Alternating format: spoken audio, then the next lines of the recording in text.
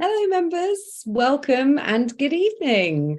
I am Anna Spooner from the tastings team at the Wine Society, and I'm joined this evening by Mahesh, who is behind the scenes. So thank you, Mahesh. Cheers and thanks for joining. He's just popped a note into the chat and he is labeled as tastings team. If you do have any questions for him this evening, please direct your messages on the chat to tastings team. Otherwise, please select everyone when you're using the chat. Otherwise, it will just be Mahesh and I that can see. So I can see some people already using it. Please do. Let us know if you're tasting along this evening, or perhaps you have a Bordeaux blend of your own that wasn't part of the tasting pack. Perhaps you are joining with some wines, but not others. Please don't worry. We have got a vote at the end, so we will ask members to take their pick as to which of the 6 wines that I chose were their favourites. But I hope that wherever you are and whatever you're drinking, it's something absolutely delicious. We will have time for the Q&A. I'm going to try and answer questions as we go, because as we move through all of the different regions and I talk a little on each wine, I think it's better that we ask as we go. So please pop your questions into the Q&A, and that way Mahesh and I will be able to manage them. This evening, I'm joining you from London. I've spent the entire day at an MW course day, one of our compulsory course days, and ironically, I wasn't to know this when I set up this evening's event, but it was a red wine blind paper I did this morning, and one of the flights was Bordeaux blends from around the world. So I feel particularly well versed on the subject today, and you'll be pleased to know, members, I did get some of them right. So thank goodness for that. But there's no blind tasting this evening unless you're with somebody who's set it up for you. Hopefully, though, if you bought one of the packs, you have managed to get into them. If you haven't, I'm on a slightly smaller desk tonight, so I've got the first 2 poured and then I'm going to open as we go. But if you haven't already managed to, you simply push and lift the lip. I feel very Blue Peter when I do this. And then when you get your sachet, please just, as instructed on my email, snip just a small corner. If you snip too much, the wine comes out very quickly. And do use scissors, don't tear. I watched Toby Morale, our buyer for Burgundy, tear a pack live on camera once, and I've never sort of recovered. So other than that, I think that's probably all we need to cover, and I'm really excited to get going. So let's start with just the general theme this evening, which is Bordeaux and the blends of Bordeaux. So quickly discuss, why on earth would Bordeaux blend? The verb blend rather than the noun. So blending in Bordeaux does a few things. Vintage variation is a big problem in Bordeaux. So there's lots of influencing factors. Weather is one major one, and that can be whether it's more rainfall one year or very hot, very dry. And what that means is that Bordeaux has actually got one of the most obviously varied vintages. So every year is slightly different in Bordeaux. It's what makes it amazing. It's what makes it so expensive when it's good. But one way to combat the sort of good and bad peaks is when wine vintage years are poorer, having more ability to blend is a saving grace in Bordeaux. So in Burgundy, where they use 100% Pinot Noir, you won't find, you won't find things tweaked in quite the same way. This is how we make the wine, and every year will be slightly different, but this is the wine. In Bordeaux, they've got more levers to pull. So often what you'll find is even the grape blends in Bordeaux will be relatively similar year on year, but you might see a spike, for example, of Merlot, as we see. It's a small spike, but a little spike in our first wine. The other thing is that the soils are mixed. And what I mean by that is, by having lots of different grape varieties, you can take advantage of what soil type you have on your particular plot of land. So I'll go through the grapes in a moment, but just bear that in mind. Gravel is Cabernet Sauvignon's best friend, which is the grape variety that we're speaking mostly to today. But clay is the soil that suits the Merlot best in Bordeaux.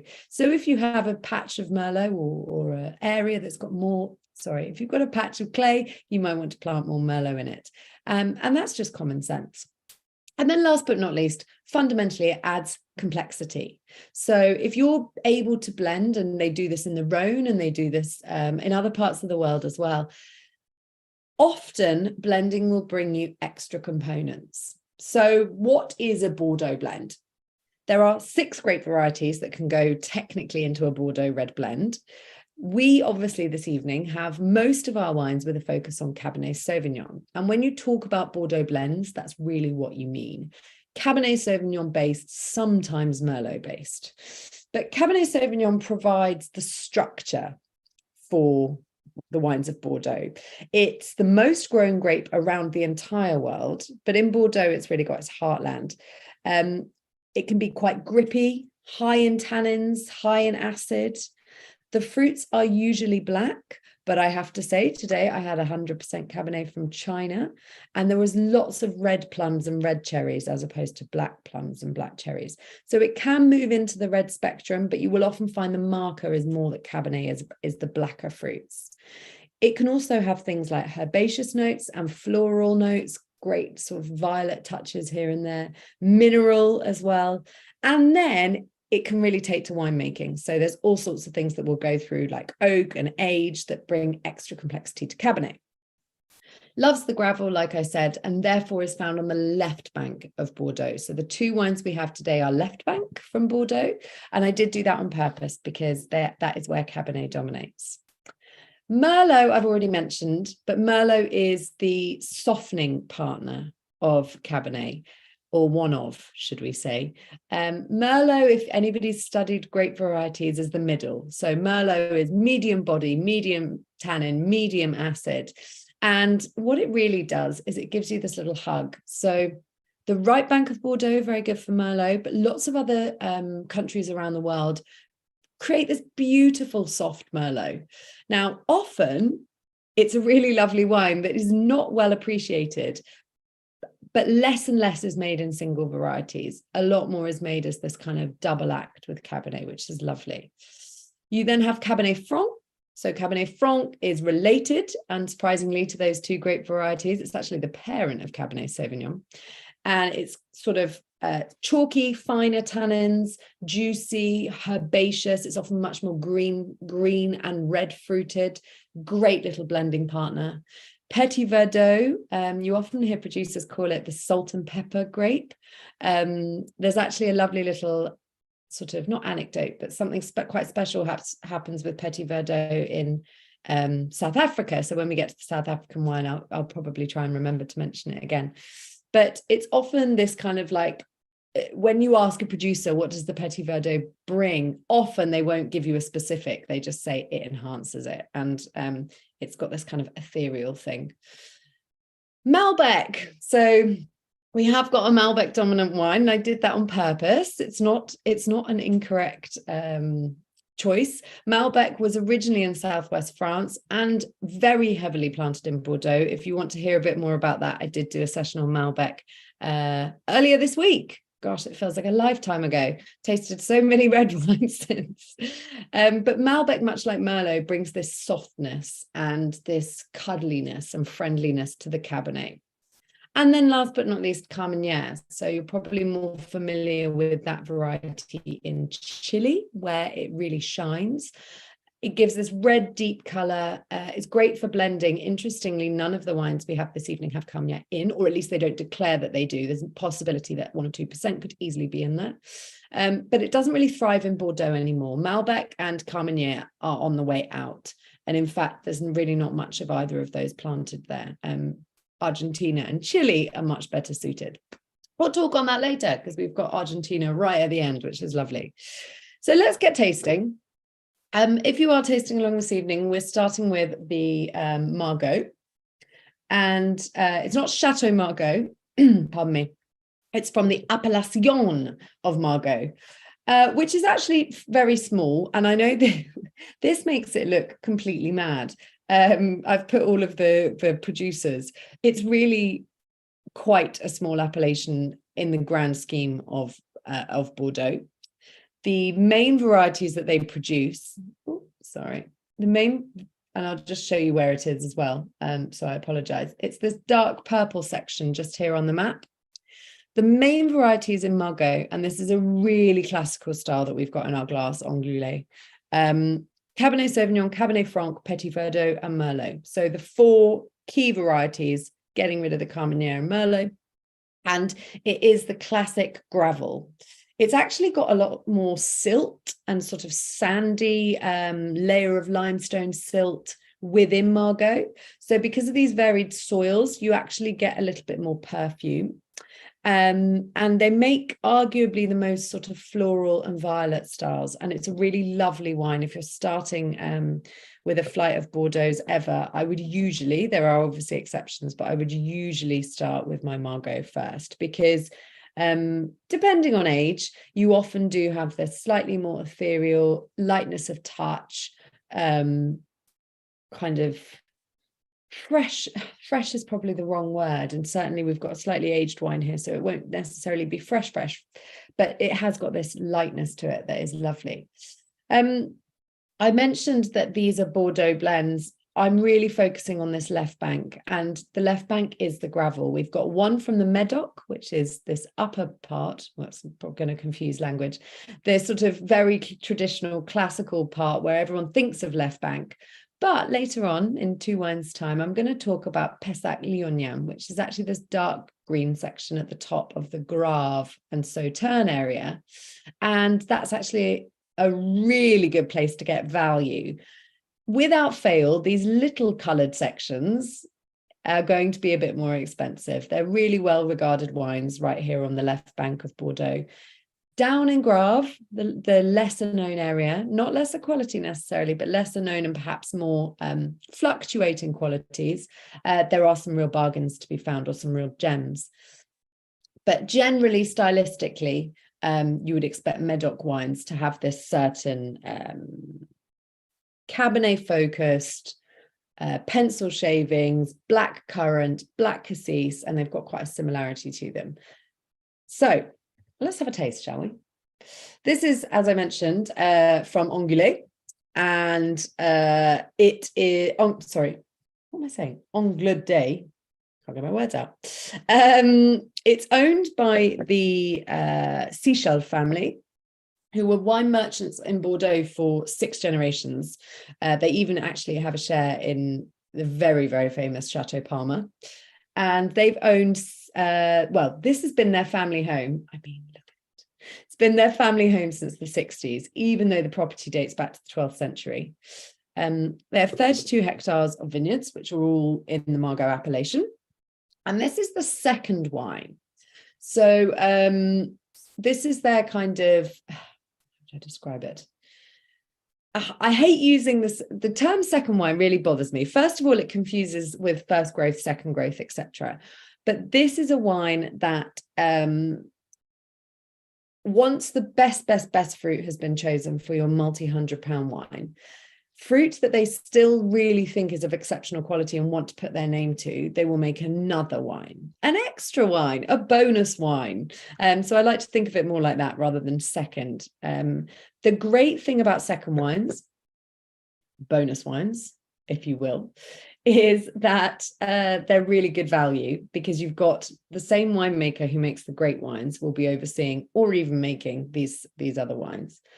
And also, these producers can give away loads of fruit. They often do. They'll sell fruit they don't want. They'll only pick the good stuff.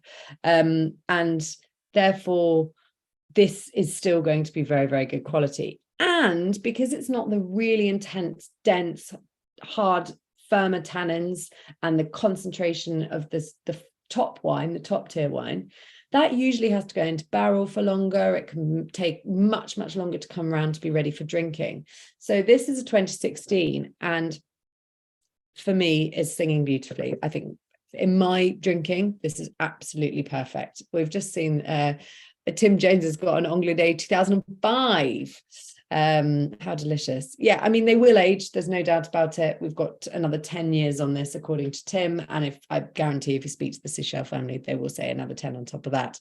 But it's got sort of red and black fruits. It's got violets. It's sort of sweet fruited, but not jammy on the nose, which I really love. And this is a blend of, I've just put my pack for that downstairs. I think it's 50% Cab, 38% Merlot, 12% Petit Verdot. I think it was 50, 38, and then whatever was left Petit Verdot. Members, please correct me in the chat if that was wrong. Like I said, I've been tasting Cabernet today, and it's all the numbers have got too much. And then what they do with this wine is they take a third of it and put it into new barrels for 12 months. And so you soften out those tannins, you round them, you make the wine incredibly approachable, and you get just a hint of that new oak. So a slight bit of sweet spice, that kind of, I wouldn't call this vanilla by any stretch, but that baking spice, maybe it's sort of cinnamony, definite sweetness on it. I was going to say star anise, but that's not actually what I mean. I'm trying to think of the sweet spice that's coming through, but it's lovely. It does have a bit of vanilla actually. And raspberries. I'm getting quite a lot of raspberries here, but also this lovely floral element that you expect, not only in a Margaux, but that Petit Verdot touch as well will be bringing that floral aromatic character. So I'm going to have a taste.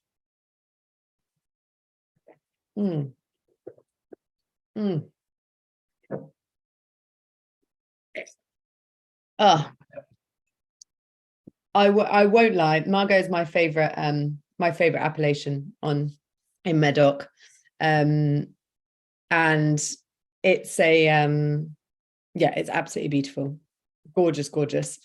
So I'm sorry it's sold out, is all I will say. But what I would say is we buy it on the regular. You can buy it on Premier through us, I think. Mahesh will probably correct me on that. But we do sell it when we have stock left. We sell it on the website as well. 2016 was a pretty good vintage across the whole of Bordeaux, but Margaux actually had quite a lot of hit and miss. So if you're buying 2016 Margaux, please have a look and check on the producer, maybe read some journalist reports that you trust. Because 16 was quite a hit and miss vintage for this particular region. It was all to do with the ripeness. There was a bit of rain. It was wet at the beginning. There was some poor fruit set. But overall, a good vintage across Bordeaux and drinking quite early, which is great.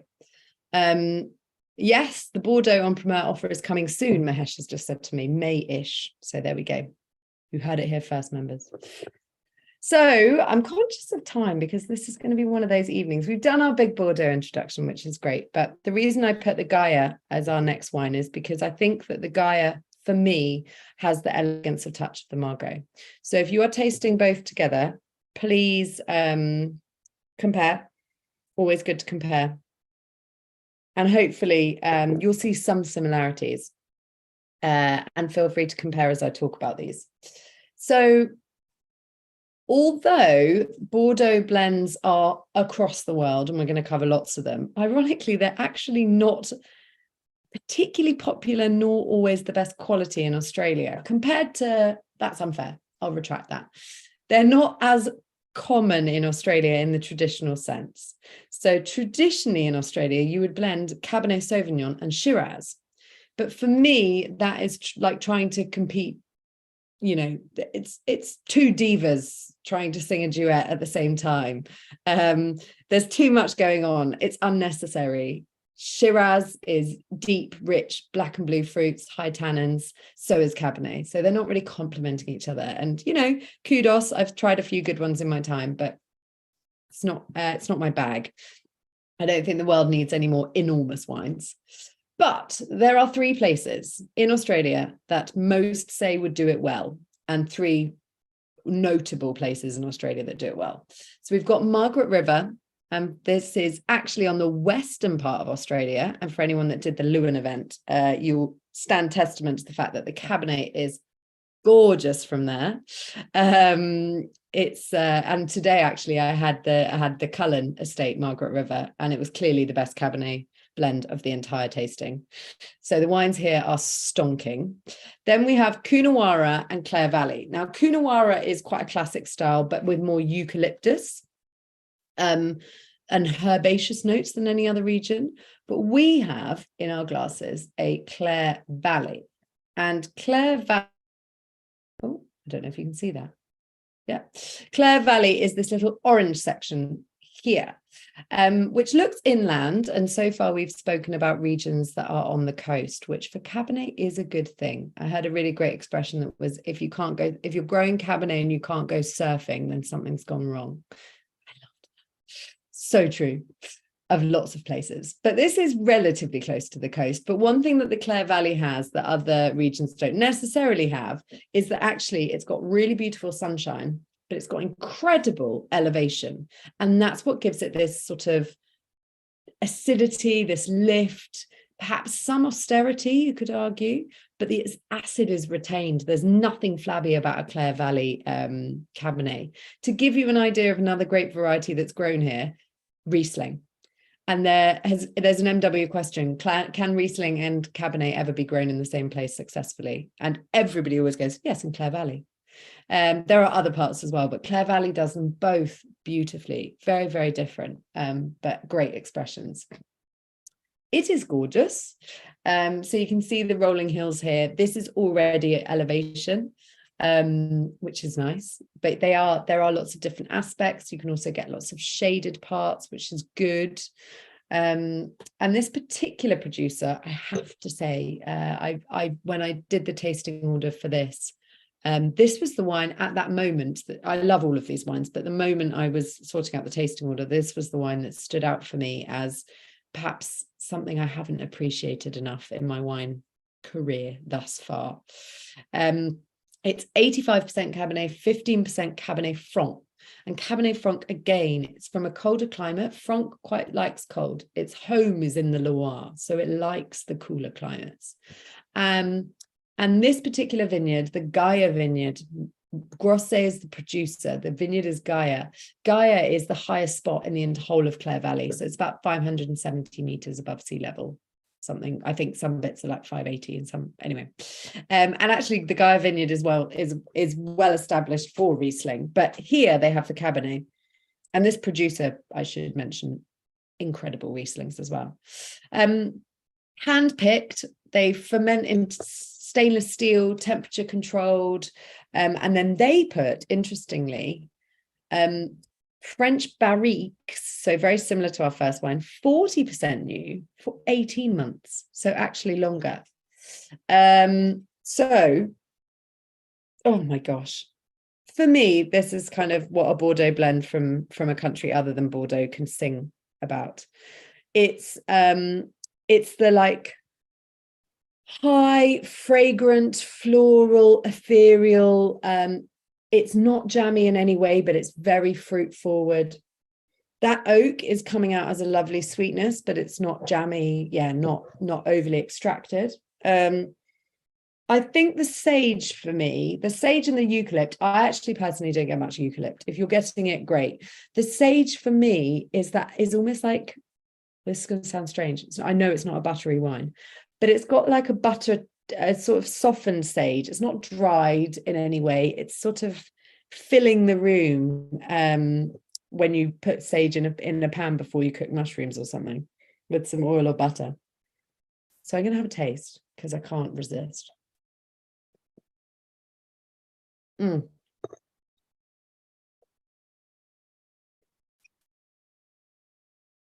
Oh, this is where the black pepper comes through. So we've got two great varieties. One is much more red fruited, Cabernet Franc. One is much more black fruited, Cabernet Sauvignon. Cabernet Sauvignon and Franc both have a propensity to give you some green pepper, but green pepper as in, capsicum peppers. But Cabernet Sauvignon and very cool climate Franc can give you actual black pepper. And I'm getting a lovely peppery spice on the palate. I don't know about you.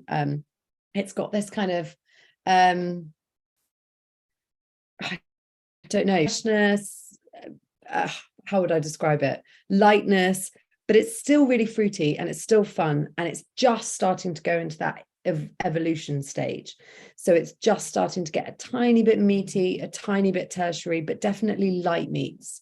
And I think it's just absolutely, stunning. And I think as a pair, they're very interesting to compare and contrast. This is kind of Bordeaux blends for a lighter red wine drinker, in my humble opinion.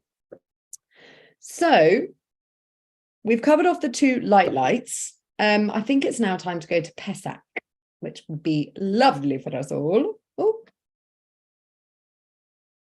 So I've already meant, also please let me know in the chat what you're thinking of those, because I would love to hear it. So Pessac is essentially, I mentioned already, and I apologize doing this on camera, but I didn't want to spill everywhere earlier, so I'll pour as I go. So Pessac is down in that dark green section I pointed out earlier. It has got the same gravel as the Medoc, but very, very sparse. It's also slightly warmer. And weirdly, the warmth is coming from the fact that it's so close to Bordeaux city. Generally, it's quite hard to tell quality Pessac apart from, if you're not like me, by the way, and you've got all 6 glasses, please do compare and contrast the Margaux and the Pessac here. But often Pessacs, and this is a huge generalization, often Pessacs are a little friendlier. Now, that's obviously not always true. Chateau Haut-Brion, one of the first growths, is in Pessac. So it's got very, very serious neighbours. And this is a very, very serious wine. But as a general rule of thumb, Pessacs can be a little bit more on the easygoing side. This wine is less so, but in a good way. So it's 60% Cabernet and then 32 Merlot, 8% Petit Verdot. So the same breakdown as your Margaux. Same? No, sorry, slightly different. I'm trying to remember. Maybe that's why they're almost identical, but very, very different profiles. It is based on the gravelly soil. When I tasted through these the other day, the thing that really stuck out for me on the Pessac was this kind of like smoky, earthy, even though they're even the same vintage, this feels like a completely different wine. The Margaux we tried at the beginning as well had 33% new, so third new for 12 months. This is actually more similar to the Gaia, so 40% new wood and 16 months. And yeah, so I think it's got a touch more Cabernet. It's got more of that cassis, dark brooding fruit, saltiness, pepper, tobacco, like proper rolling tobacco, that cigar-esque box thing. I think probably, and I don't know this for fact, but the fact that it's got a bit more oak suggests to me that maybe it had a bit more extraction. So they really like manipulated the grape skins a bit more. And I think the texture supports that theory as well. It's got these fine grained supple tannins. And I think that those tannins probably were quite high when they came into the winery, and the oak has softened them. It's got such a good smell. I must admit, Tim Sykes recommended I use this wine in this tasting. He said it's a really, really good example. And for the price, comparatively, I told him the other wines I was using. And he said, I would really recommend using the Chateau Lador Martillac. It's great value for money for what it is. Pessac's so underappreciated. And I'm really glad he did. It's not a wine I casually have on my wine rack at £40 a bottle, but when you're in a tasting environment and you can experience it, I think it's stonking.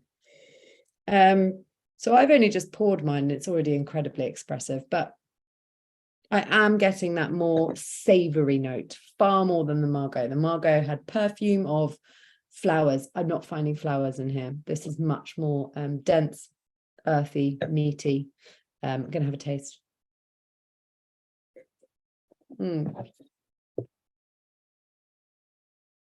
Yeah, and those tannins are now present. They're much more, they're really fine and they're really lovely, but they are more present, and they're more savory, and there's lots of sort of fruit sort of thing going on with a black pepper on top, which is amazing. And the producer's gorgeous. They have about 40 hectares. The average age of these vines is younger than you might think. It's about 25 years. But they have, you saw on the photo, they're very big on sustainability. They're a Grand Cru Class A level of Grave. They're very big on quality and kind of smaller levels of production. And I think they're doing an incredible job. Let me know what you think of that wine. I did wonder whether anyone had tried it before or tasted it. When you've got the likes of Margaux that people have heard of, and probably some of the producers that we'll go on to, like South Africa in a moment, there would be some wines that people already knew. I'd be very keen to see on the chat if anybody knew of this wine or had tasted it. It hadn't come to mind when I was first putting it together. Chris has said it's terrific. It's a proper Bordeaux. There's no two ways about it. I'm so glad Tim suggested it. That is what, if I had to sort of dream and imagine what a Bordeaux tasted like, that's what it is. Easily my fave so far from John and Lena. Good, glad to hear it.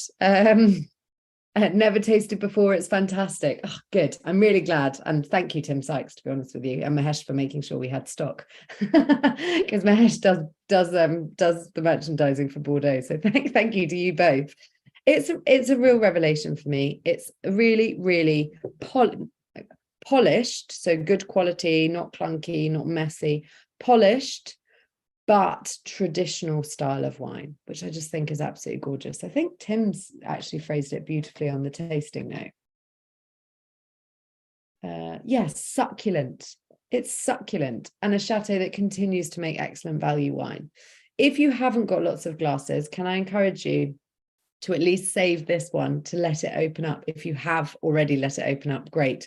But having tasted this, it tasted great just poured out now, but having tasted it a few weeks ago when I was pulling together the order, a little bit of oxygen on this wine is absolutely cracking.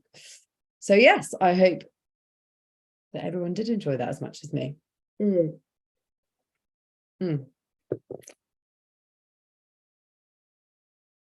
Yeah, that's a proper wine. So, no two ways about that.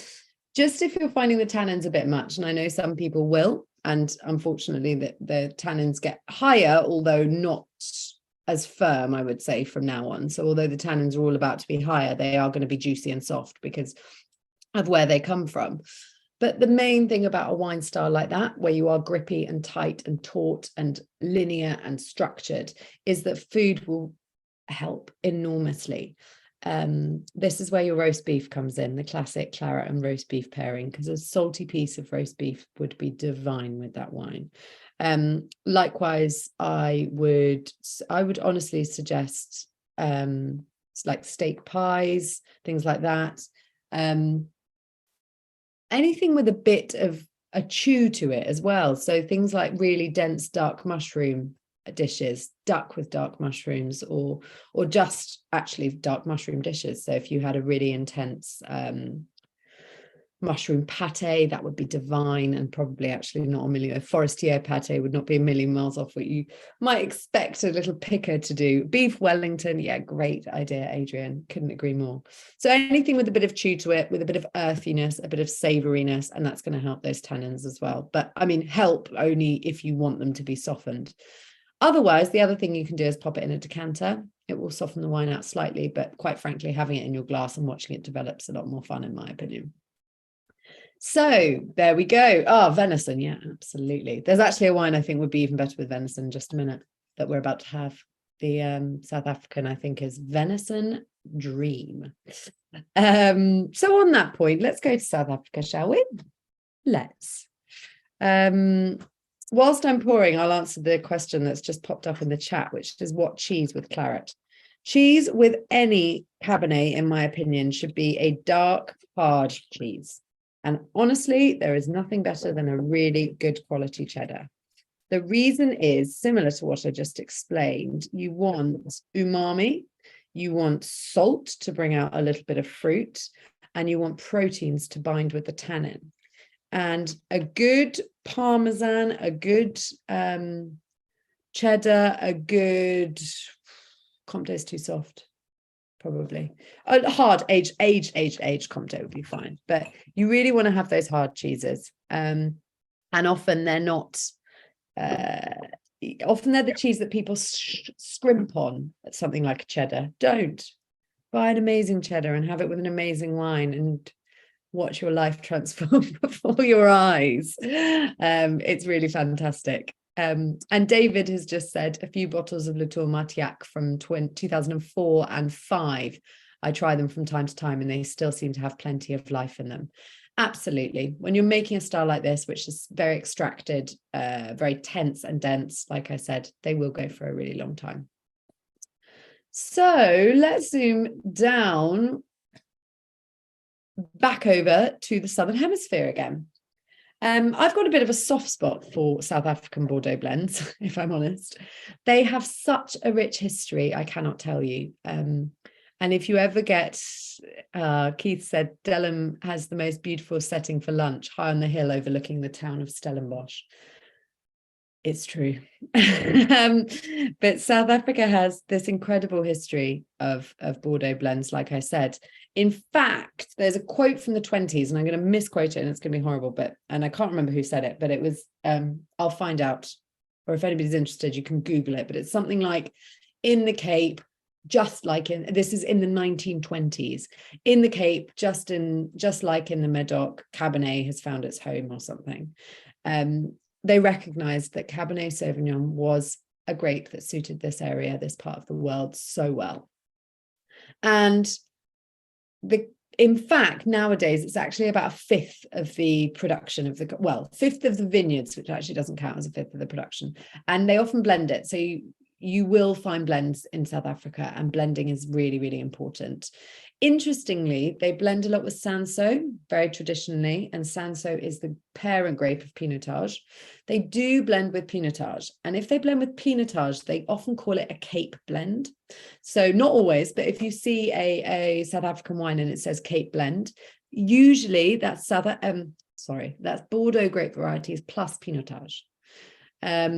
And they actually work really well together. Cape blends are fun, but really where it shines are top tier, high quality, incredible value Cabernet based blends. And I've used Cabernet on purpose because Cabernet Sauvignon has a great home here, but Cabernet Franc is such a good grape variety in South Africa. The sorts of places that you're finding your Cabernet Franc are usually in this kind of Stellenbosch, Franschhoek area where they really thrive. Stellenbosch, Franschhoek, Paarl, that kind of thing. But you also find some in the slightly cooler areas like Constantia. So down here, right by Cape Town, there's lots to be found. What I would say is, and here's the other side of the view, this is the other side by the vineyards. What I would say is that it goes a little bit back to what I said earlier about you always need to be near a surfing spot. Gosh, doesn't anybody know that as much as South Africans? A lot of the influence from False Bay, which is this little hook bay here, False Bay sends in the most incredibly cooling winds. And in Stellenbosch in particular, which is where the top stuff comes from, there are these mountains. And this particular producer is based in the Simonsig Mountains, which I have been lucky enough to stay in. And I'm not sure there is a more beautiful place on the planet, if I'm honest. The nice thing about the Simonsig is you've got the amazing Cabernets, which are great. You also have good quality Merlots, and then that Cabernet Franc is also really good. So this producer makes all of those. This actually only has 2% Cabernet Franc, which surprises me, because often the numbers in South Africa are slightly higher than that, because the sunshine in South Africa, combined with this coolness that you can see in the image from the mountains and from False Bay winds, means that where Cabernet Franc in the Loire and Bordeaux can be quite green and tart, in the Cape, it turns into something completely different. And actually, when my husband and I visited, we didn't have much suitcase space on the way back. And I was only allowed to bring one bottle of wine home, and I brought home, and I wasn't expecting to, 100% Cabernet Franc from Ruts, which was unbelievable. So anyway, that's that. The other grapes I mentioned, I was going to say something about Petit Verdot. Petit Verdot is really interesting in South Africa because there's some schools of thought that say it brings something called an African violet aroma, which I think harks back to our Margaux chat about that more floral dynamic that you get from Petit Verdot. Although winemakers always tell you it doesn't taste of anything, the only thing that keeps cropping up, whether it's African violets or like a touch of floral, I think realistically Petit Verdot is encouraging that. I wouldn't write it in an exam, or I wouldn't pin my flag to it. And certainly if you get 100% Petit Verdot, it's not going to taste like Parma violets or something, but there's obviously some interaction whereby this elevated lift can come through from Petit Verdot as well. Sometimes they blend Syrah in, like the Australians. We don't need it. That doesn't class as a Bordeaux blend, doesn't need talking about. But Stellenbosch is the epicenter here. It's been the best quality since the 70s. The mountains on the east, the cooling breezes, it's kind of just, it's perfect. And there's a reason it's so well known. It's also, interestingly, because of those breezes, I'll just go back to the map quickly. Parle next door, literally next door. They there's vineyards that cross both regions, but the average temperature across vineyards in Parle is about 2 degrees warmer than Stellenbosch. And that's just that wind coming off the Atlantic, very, very cold. In fact, some years, Cabernet Franc and Sauvignon can be slightly underripe in the really cool spots in Stellenbosch. So you might be growing Chardonnay in those cool spots instead. This particular producer is also a wine map geek like me.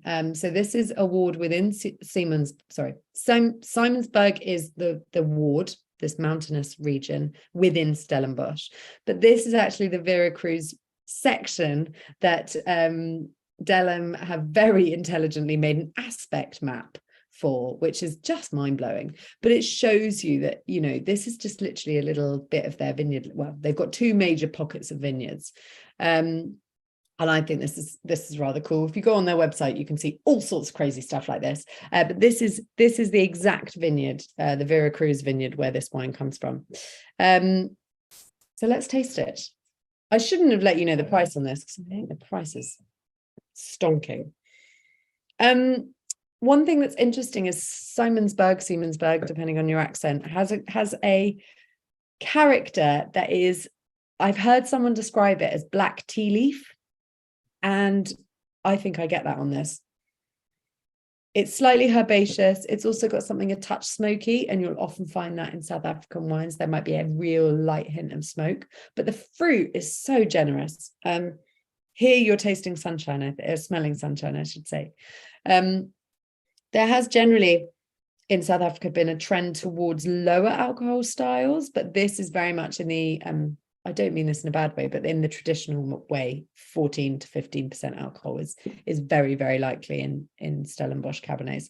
The really light styles don't always work that well. But let me know what you think. I think John's already said that this is lovely.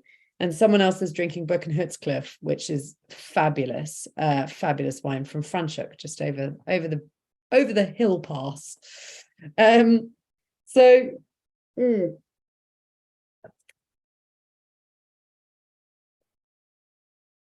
delicious.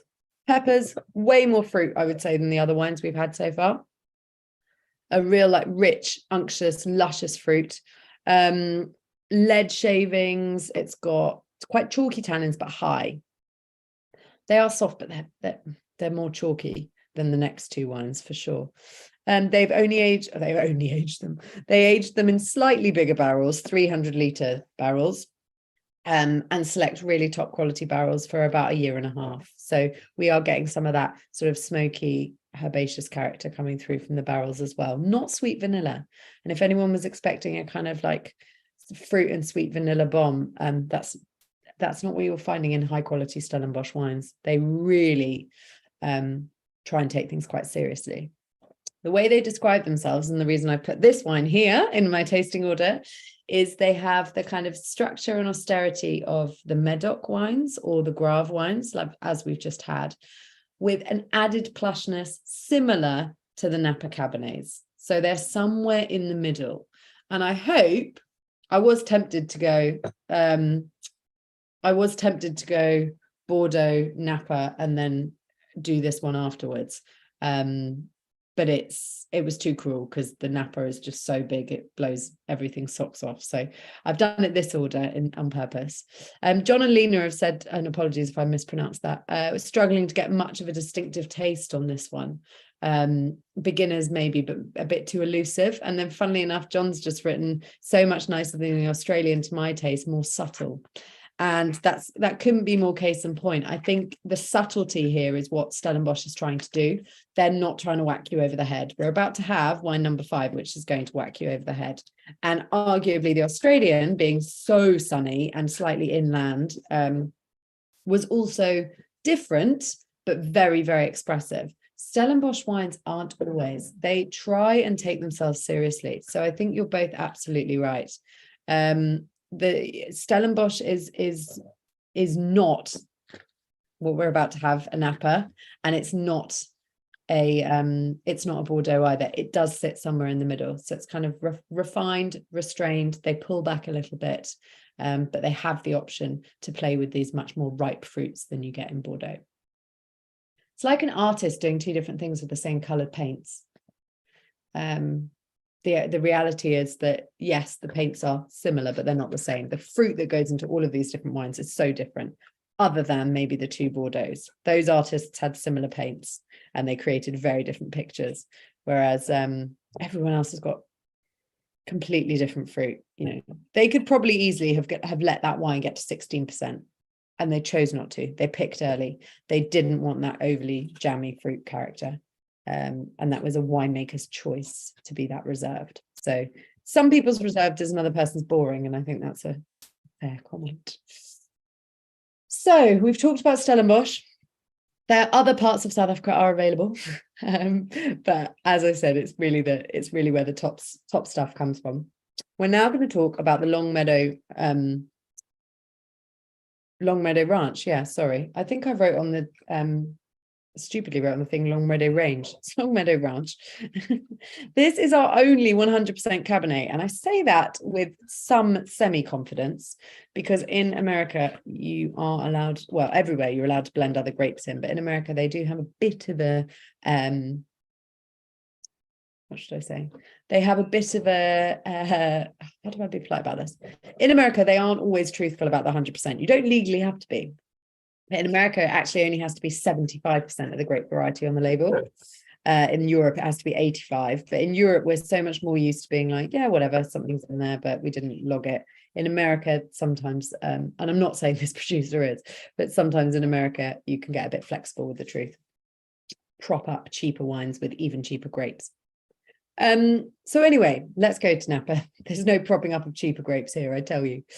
So this is your map here of California, and I wanted to put in California before we talk deep dive about Napa, because there's something really special about Napa.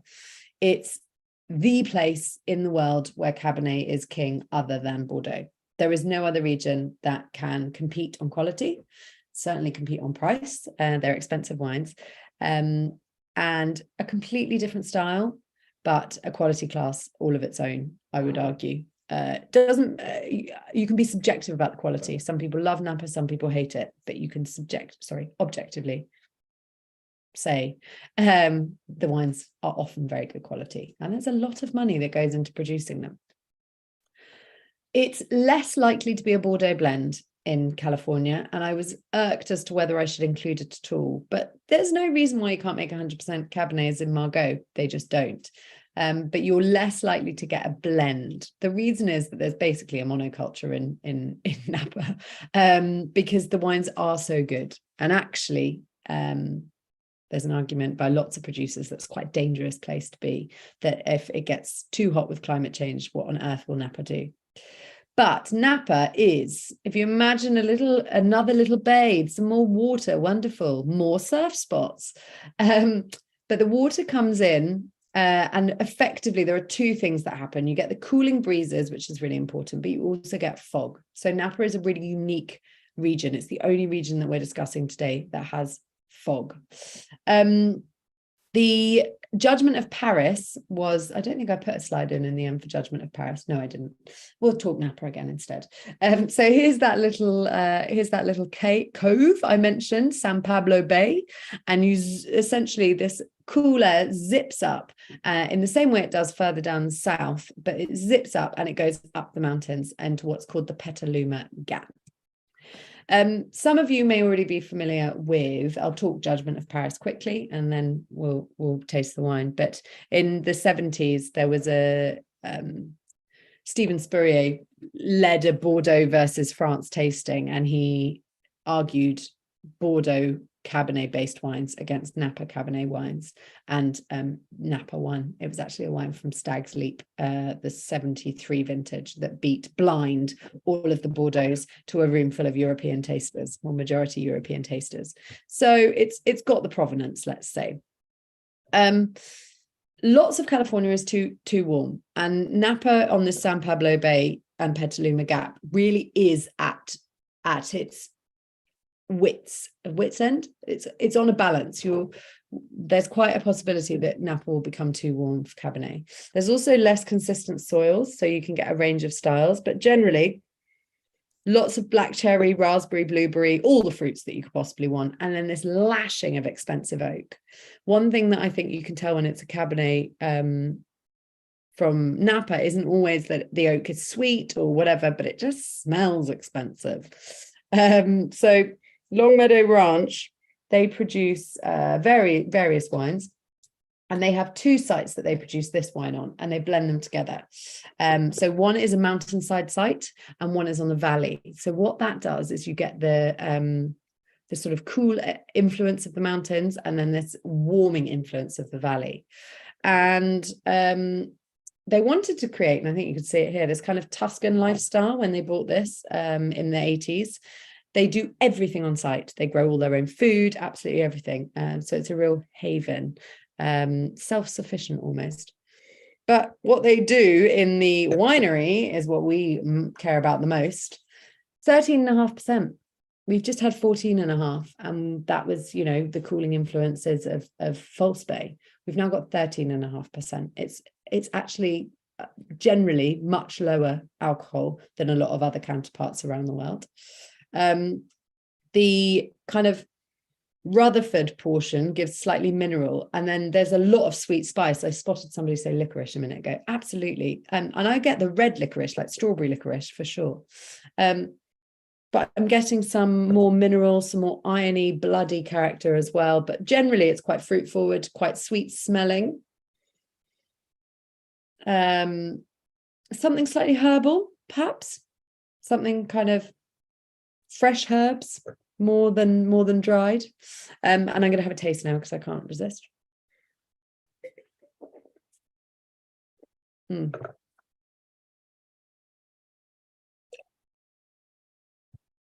Oh, I mean, it's big. I warned you. I said the tannins were going to go up. They have. The acidity is actually really high for me. Opulent, somebody has just said, is the word. Decadent, opulent. It tastes expensive. It's like they just threw everything at it and said, let's go with it. It's got a kind of larger than life Californian personality in my mind. John, initially, I think maybe John had said, yeah, too much tannin, will it soften? Very fine behind the tannin with lots of flavors, he's now said. Yeah, and this is another wine that will benefit from a bit of time in the glass. Imagine all of that intensity, this really intense personality. Oops, sorry, I've just done something strange. Stop share, there we go. And then they put 50% new oak. Half of this is new oak for 18 months. So they've added another layer. It's like they've made this ridiculous concoction of gorgeousness. And all of that needs time to work itself out. So often with your Napa Cabernets, you do want to wait a bit to drink them for them to get developed. And a quick test to see if they're going to go to nice places is to leave it in the glass, allow them to develop in the glass. The way to sort of describe Napa for me is that opulent, rich, decadent. A lot of the fruit components we could have picked out in other wines, but it just has this touch of quality. But it's nothing like a Bordeaux. If you've got your Bordeaux's, which is why, I mean, in Judgment of Paris, that wines were all over the place. There was less sort of, I don't mean that in a bad way, but Napa maybe was making a more refrain style, also was probably less warm. I don't really know how the French missed French wines in a lineup with Cabernet from Napa, but who knows? For me, they're like chalk and cheese, but my gosh, they're both sort of top of their game in quality, but not cheap, either of them. And that's a demand and supply problem as much as a not cheap to produce problem. So from one very high tannin wine, we're going to go to, yes, so Andrew said have had all in the glass for 2 hours and finding much softer. Good.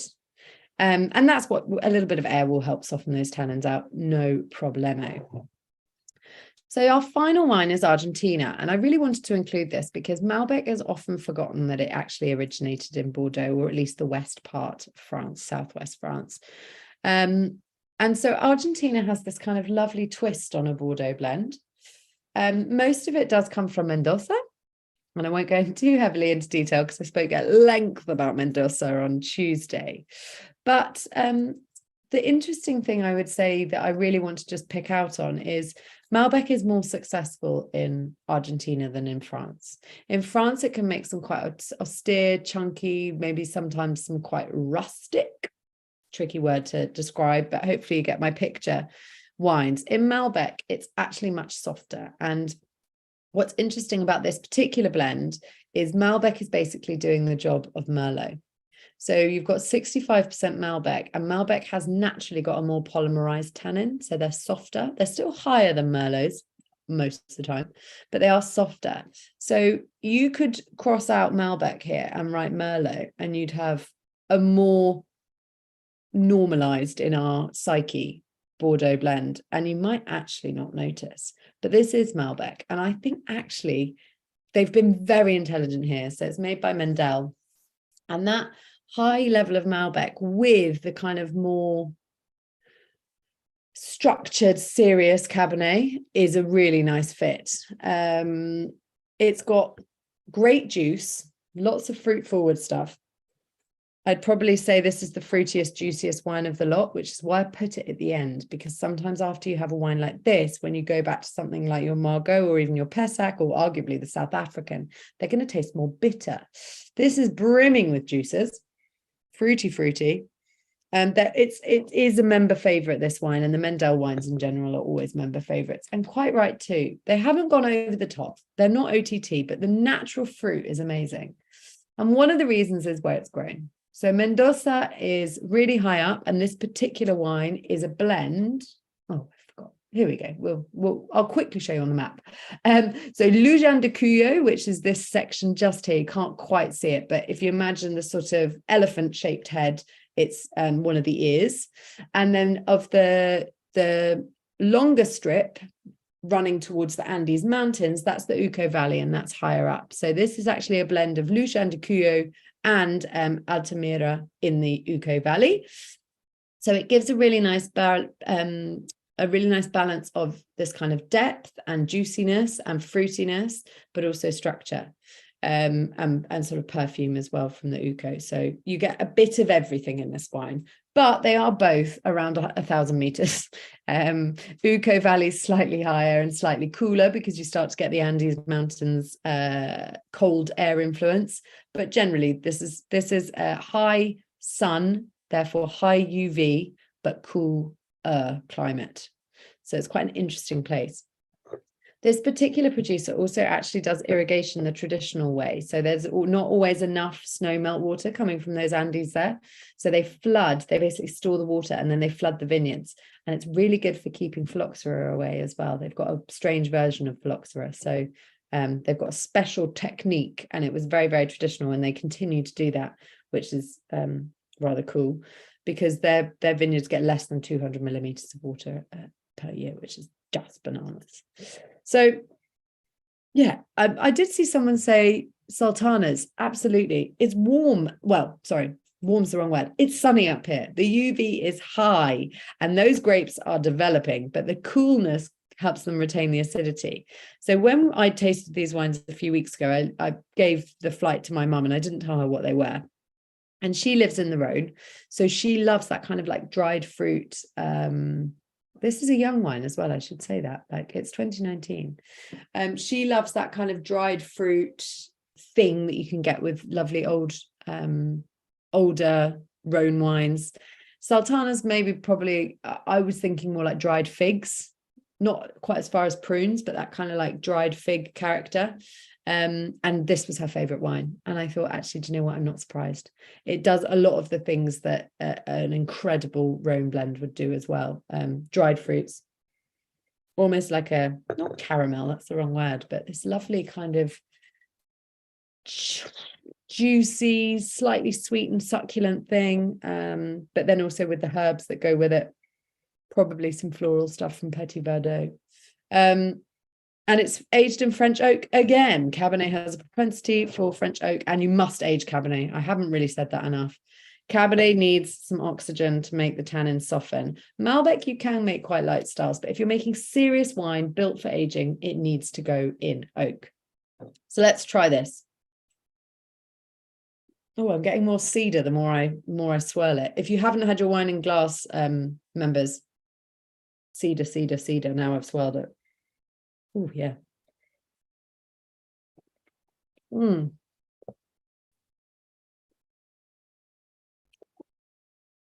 It's plush.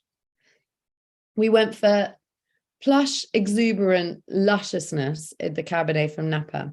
This is cuddle, friendly, people pleaser, crowd pleaser, sweet fruits, happiness for me. Someone said food pairing with the Mendel. Obviously, if it's Argentina, everyone's going to say steak. But I don't think you need to have a steak with this. I think the sweet fruits, I always love duck with sweet fruits personally. And I think this has the acid to hold up to duck. Did I say, by the way, that the venison with the South African was what I was going to suggest? I don't know if I did. This would also go with venison, actually, and thinking about that. And if you're not doing a meat, then you can afford to have some sweet things here. So sweet things are things like aubergines, caramelized. So we get that smoky, sweety stuff. Caramelized onions, oh my goodness, would be divine. And they're quite hard to pair with as well, but it has the structure and the sweetness. Garlic would be lovely with this, roasted. Again, caramelizing those flavors. So I would be working in the caramel world with this wine. All of those sorts of things. I mean, honestly, a red onion tart with something umami, whatever that was. Someone's asked, so I'll answer this question and then we can, yes, this wine really mellows in the glass, stonking. It does, doesn't it? So JWE has asked, is Petit Verdot known for providing structure? Thought that was the role of Cabernet Sauvignon. Yeah, I mean, it's going back to that point I mentioned earlier. It's the salt. All winemakers will tell you it's salt and pepper. Nobody will tell you it's nobody will tell you that it's gives you this, takes away that. It's very annoying. But what I would say is the thing that consistently crops up is it accentuates floral character. I don't suggest it's providing structure, but I do think it might be bringing a bit of a lift, maybe some acid or some elegance. It's always in such small quantities that you can't really give it enough merit. You know, if it was 30% Petit Verdot, we're starting to talk about a sizable amount of a percentage. But I think with a wine where you've got 5 to 8%, you're not adding or diluting another variety enough to say one way or the other. I think it's more that lift, that elegance, that perfume. And I wouldn't say structure. Structure, we're really talking about things like intense acid, intense tannins. Those tend to provide some form of structure.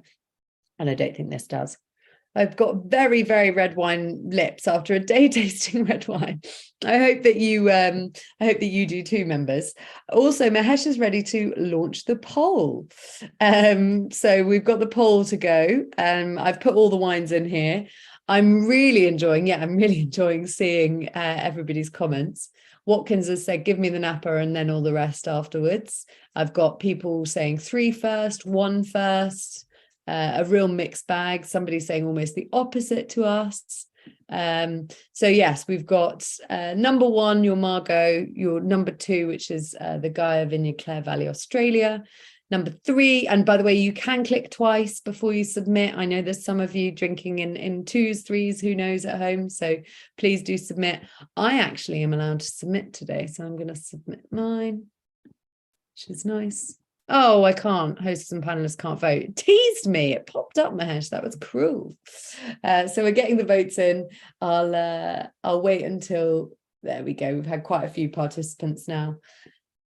I'm about, oh, my wife says 651. I say 156. That's good because you've got the first three both in there, and then anything else doesn't matter. If you've got the first three shared, then that sounds like two of each in a mixed case to me.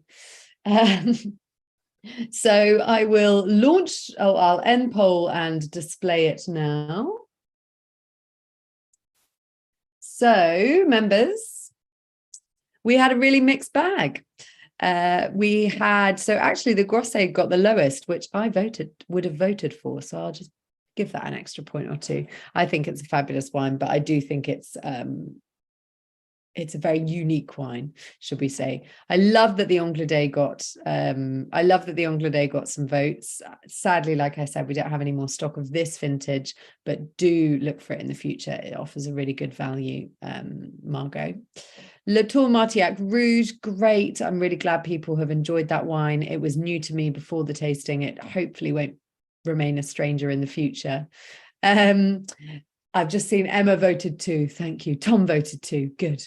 Yes, it is a very different proposition. It's very, very different to the others, but I think that's maybe why I like it. I don't know. Delham, great. And both Delham and the Mendel are such good value wines. They really are. You know, they're special occasion wines still, but they're sort of just under half the price of the Longmeadow, which naturally got some great votes as well and is an absolutely brilliant wine.